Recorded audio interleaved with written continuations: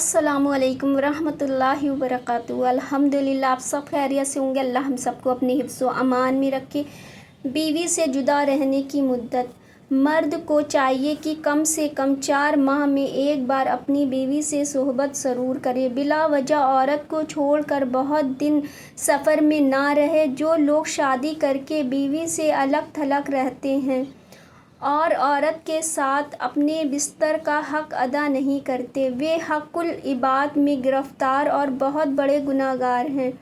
अगर शौहर किसी मजबूरी से अपनी औरत के उस हक़ को अदा ना कर सके तो शौहर पर लाजिम है कि औरत से उसके इस हक़ को माफ़ कराए। औरत के इस हक़ की कितनी अहमियत है, इस बारे में हज़रत उमर फ़ारूक रज़ियल्लाहु अन्हु का एक वाक़या बहुत ज़्यादा इबरतनाक और नसीहत आमेज़ है। एक मरतबा रात के वक्त हस्बे मामूल हज़रत उमर फ़ारूक रज़ियल्लाहु अन्हु की रियाया की खबरगिरी के लिए शहर मदीना में गश्त फरमा रहे थे कि अचानक एक मकान से दर्दनाक अशार पढ़ने की आवाज़ सुनी। आप उसी जगह खड़े हो गए और गौर से सुनने लगे तो एक औरत दर्द भरे लहजे में कुछ अशआर पढ़ रही थी, जिसका मफ़हूम ये है, खुदा की कसम, अगर खुदा के अज़ाब का खौफ ना होता तो बिलाशुबा इस चारपाई के किनारे जुंबिश में हो जाते।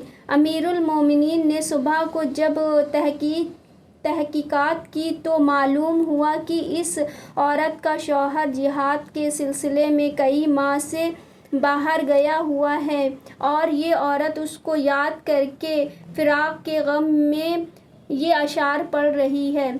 अमीरुल मोमिनीन के दिल पर इसका इतना गहरा असर पड़ा कि सुबह ही को उसके शौहर की तलब के लिए काशित रवाना कर दिया। इसके बाद आप अपनी साहबजादी हज़रत हफ्सा रज़ियल्लाहु अन्हा के पास तशरीफ़ ले गए और उनसे फ़रमाया, मुझे एक मुश्किल मसला दरपेश है, तुम उसको हल कर दो। मसला ये है, औरत बग़ैर मर्द के कितने दिन सब्र कर सकती है? उन्होंने जवाब दिया, 3 माह या ज़्यादा से ज़्यादा 4 माह।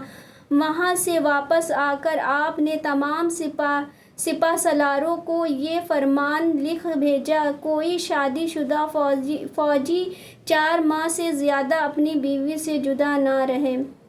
औरत को छोड़कर सफ़र में जाना या किसी मुलाजिमत में जाना अगर बहुत ज़्यादा ज़रूरी है तो जायज़ है, इसकी कोई हद नहीं। अलबत्ता बेज़रूरत 4 माह से ज़ायद जुदा रहना मना है।